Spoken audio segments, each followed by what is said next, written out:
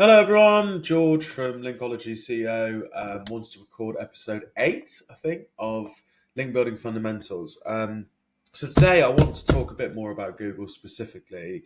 That old school phrase, know thy enemy. They are kind of, in a way, a bit of an enemy because everyone's trying to battle them, but they've provided quite a lot of value, haven't they, over the years? Everybody who's probably watching this has made money from being visible in these tools. And I think if you're trying to rank or appear, or whatever you want to call it, in Google, it's really important to take it back to basics and understand what they want as an organization, what they're trying to achieve, so that you can try to align yourself with it, or at least understand their thought process when it comes to things like updates and stuff like that. So Google, first and foremost, wants to make loads and loads and loads of money, right? It's a massive organization. They're even optimized for tax, being set up in different locations. And more recently, they've come under quite a lot of heat for and the antitrust trial, DOJ stuff, where Google's in the limelight for basically being a monopoly in search, especially in ads, dominating, optimizing certain profiles over others. And I think that some regulation of sorts will probably end up coming in. But it looks like at the moment they're going to get away with some very light recommendations or fines, or not very much.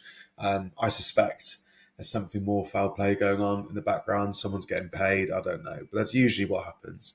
But taking it back to basics, as a business, they want to make a lot of cash, which is normally driven through ad revenue.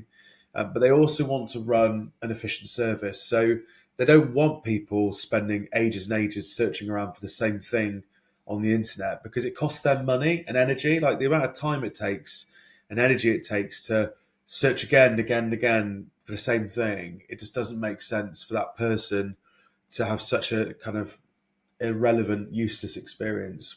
So that's why Google engineers are constantly trying to update the algorithm so that it can provide users with the best set of results as quickly as possible.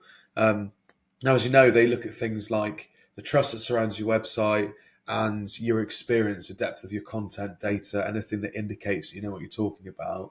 That's largely because it kind of saves Google time. It helps them to make an informed decision.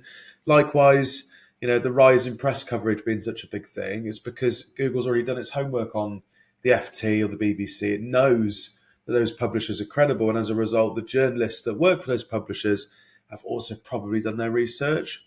So if a journalist is citing it and the sentiment around whoever they're talking about is positive, it's likely to improve your search visibility.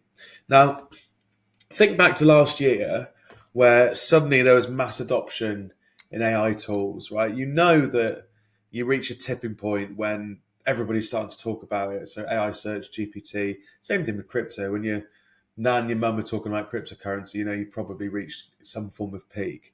It's the same thing with these tools. Everybody can create, little automations or little bots, whatever you want to be, little agents that do certain things for them. But the easiest one is content. So content mass adoption has been around for at least a year.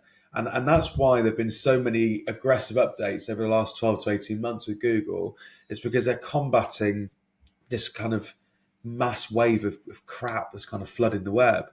Now, as a company, the cost of retrieving data, it fans out, retrieves the data and brings it back and assesses it, feeds into the algorithm, they rescore their rankings. That in itself takes up huge amounts of energy and cost. So now they're faced with the ability of trillions of pages being created daily.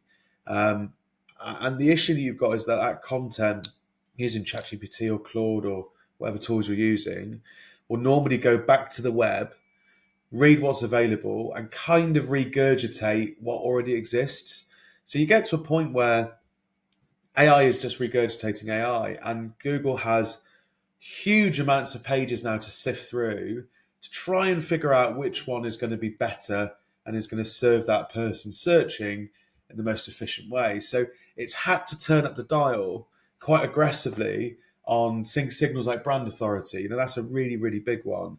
And then, the kind of EEAT, helpful content stuff, that was just the beginning of it, where, more weighting was placed on sites that could demonstrate real world experience. So those are the things that you've really got to take away. You've got to understand that the content can't just be as good as everybody else's. it needs to cover a broader range of pages. You need to make sure that you've got layers and layers of authority signals weaved into your website. Even if you're a local business, it's something you are going to have to face. The barrier to entry with things like PR has lowered over the years. You can kind of buy a campaign for a few £1,000, and that will give you some form of guaranteed deliverables. Very different to what it used to be like 3-4 years ago. So it's expected now that proper businesses are going to get coverage, even if it's like the local press or schools or churches or something, that they're linking back to you because you've done something nice for the community. Anything along those lines indicates that you are a real proper business. So those sorts of signals are going to become more and more important. Now, the other thing is that it's not just Google that you're doing all of this trust building and content improvements for. It's AI search itself. So these tools that fan out, retrieve information, and present it in a way that they think is useful. A lot of these tools lean on historical indexes. Gemini, which is Google's version, of course, has access to 20 plus years of Chrome data. But these other tools like ChatGPT that are relatively new, they're looking for quite big kind of engagement signals to indicate that a page has been useful for somebody. Yes, links are important, but also human engagement. So things like getting seen in Reddit, really important. That's why we launched a Reddit service recently. And then tier one publications, again, really, really powerful. These tools will regularly bring in articles that are on the Daily Mail, the BBC, the Guardian, the Metro, because it trusts those pieces. It knows it's really fresh, it's newsworthy. So getting kind of coverage in those areas is also critically important. If you would like one of our team to do a AI visibility audit, I can do it free of charge for you. Gives you an understanding of kind of where you are in terms of these new landscapes that we're working with, and also a bit of an authority gap, so you can see how much authority you're likely to be missing. And at the same time, my head of SEO can dive into content.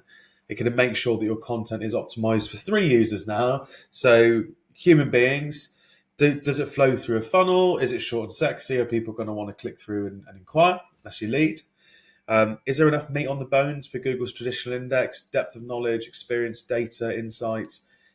Does that clearly demonstrate that on your website? And the third one is your content structured in a way that it can be retrieved and cited for answers for some of these AI queries. So again, we can give you guidance. You guys can still write the content, but we can give you a few pointers about how to rework your content to get the best out of what you've already got. So all of those things are available. I think it's really important to keep your ear to the ground in terms of updates. It's important to test things really properly, and obviously to monitor exactly what competitors are doing. But yeah, for now, still the same old thing. AI search hasn't changed that dramatically in terms of where we were 12 months ago for normal SEO.